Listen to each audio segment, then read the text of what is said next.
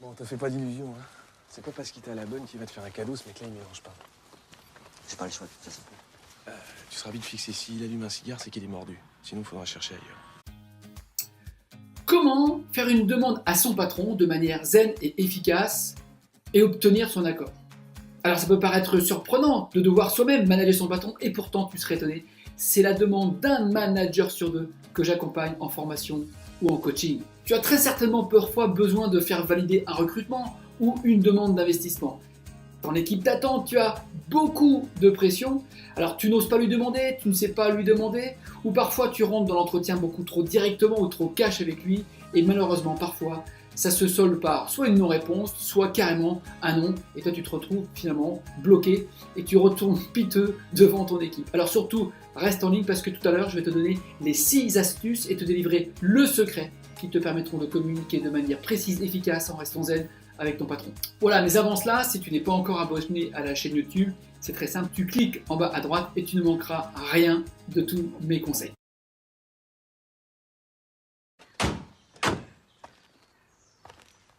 Bon, te fais pas d'illusions, hein. C'est pas parce qu'il t'a à la bonne qu'il va te faire un cadeau, ce mec-là, il mélange pas. J'ai pas le choix, de toute façon. Tu seras vite fixé. S'il allume un cigare, c'est qu'il est mordu. Sinon, faudra chercher ailleurs. Et ouais, c'est jamais joué d'avance. On dit souvent qu'on perd un match avant même de l'avoir joué. Alors une première astuce, essayez d'en savoir plus sur votre patron, comment il fonctionne, qui il est, quelles sont ses petites manies, qu'est-ce qui l'irrite, qu'est-ce qui l'agace, qu'est-ce qu'il aime bien. Ce sont autant de petits détails qui peuvent faire la différence et vous aider à obtenir le précieux sésame, le oui.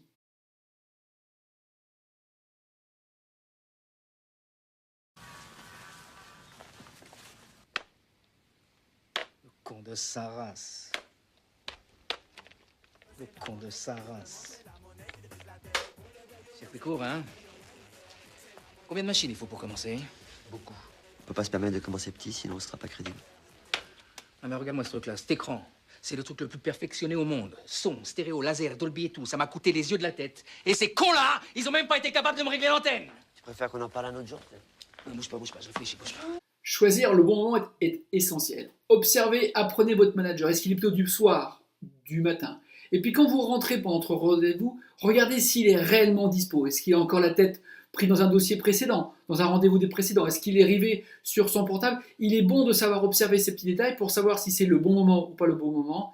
Parfois, il faut savoir remettre le rendez-vous, patienter 5 ou 10 minutes. Bref, attendez que votre attendez que votre manager soit 100% dispo. Mentalement dispo pour vous. Sinon, vous risquez de passer à côté de son attention et là, vous risquez d'avoir le non.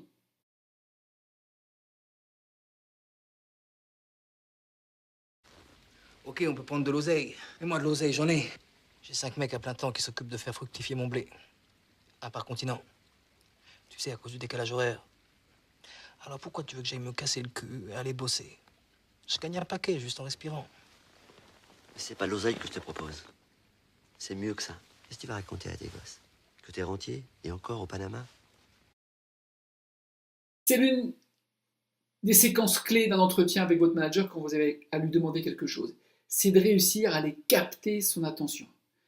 La question, l'image, l'analogie, peut-être carrément un dessin, un plan, bref, quelque chose qui va faire qu'à un moment donné, il va avoir envie de vous suivre dans votre projet.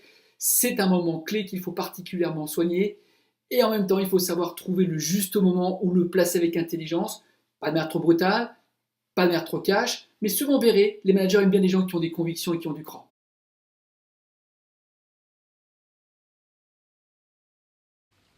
Mon idée, c'est pas une simple idée. C'est une bombe. Tout le sentier viendra chez nous. Ça veut dire quoi? Le monde entier. C'est ça que je te propose. D'être le roi du monde. Tu vas quand même pas passer le restant de ta vie à regarder les clips en barboteuse. Vos managers sont tous des gens hyper pressés, hyper sollicités. Alors ils aiment bien que ce soit bref, précis, droit au but. Commencez toujours par la conclusion. Tout votre projet présenté dans le détail après détail, de manière minutieuse et toutes les étapes, ça le barbe. Parlez-lui tout de suite de ce qu'il va gagner. Et par contre, faites-lui confiance. Tout le détail et la préparation de votre dossier seront des arguments pour vous pour répondre à ces questions.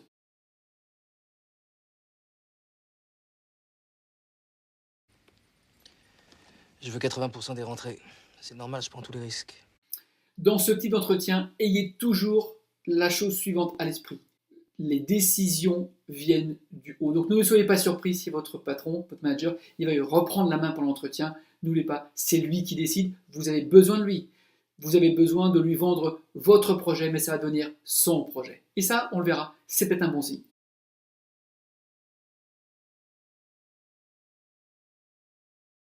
Non, pas question. C'est mon idée. J'ai déjà acheté les brevets. C'est 50-50. Sinon, je marche pas. 50. On est au cœur de l'entretien, ça y est, votre manager, il a été ferré, il va falloir maintenant accepter de négocier. Et là, il ne faut pas avoir peur, il ne faut pas avoir peur de défendre vos convictions, de donner votre point de vue. N'ayez pas peur, je vous le rappelle, votre manager ne vous reprochera jamais de vous tromper. Par contre, ce qui parfois pourra l'ennuyer, c'est que vous n'osiez pas défendre votre bout de gras et vos convictions. Alors, allez-y, négociez, pas de manière trop brutale, mais osez négocier.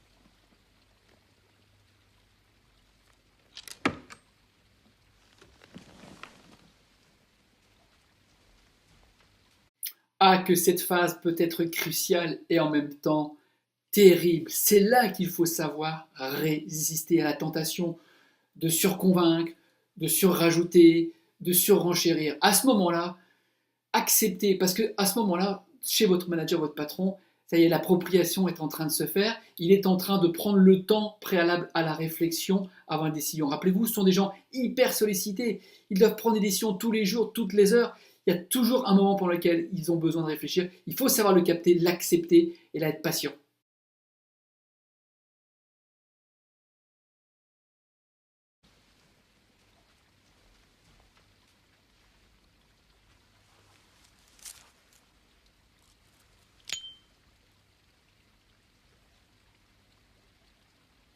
Faut que je réfléchisse. Voilà le secret que j'avais promis de vous livrer. À la fin de l'entretien, vous n'aurez peut-être pas tout de suite le oui que vous espériez, mais c'est pas grave. Le simple fait que vous ayez un prochain rendez-vous, que vous ayez un début d'acceptation, en tout cas, vous n'ayez pas un refus, c'est déjà en soi un objectif qui est atteint. Le projet, il est dans la tête du patron, il a dans la réflexion, le projet est encore vivant, et c'est parfois là qu'il faut savoir accepter, ne pas obtenir son oui, mais obtenir symboliquement l'engagement de votre patron à une réflexion approfondie de votre dossier. Alors en synthèse, premier point, bien se préparer. Second point, choisir le bon moment et bien s'assurer de la disponibilité de votre patron. 3. Être capable d'attirer son attention au bon moment de l'entretien. 4. Commencer par la conclusion, droit au but, pas de chichi. 5. Savoir et oser négocier. Enfin 6. Accepter les temps de silence. Et vous l'avez compris, le secret, c'est de savoir être patient. Plus que d'obtenir un oui dès le premier rendez-vous, l'important, c'est d'obtenir l'adhésion de votre manager par rapport au projet que vous lui proposez. Voilà, c'est à vous de jouer maintenant. Si vous avez aimé cette vidéo, écoutez, mettez-moi des pouces, mettez-moi des likes, partagez-la avec le plus grand nombre. Pensez à vous abonner si ce n'est pas encore fait à la chaîne YouTube en cliquant sur l'une des puces sur l'écran. Si vous préférez recevoir mes conseils par mail, il vous suffit de cliquer un peu plus bas et vous pourrez vous inscrire à la newsletter et recevoir mes conseils et le cadeau de bienvenue. En attendant, moi, je vous souhaite une bonne semaine, un bon entraînement. À très bientôt, au revoir.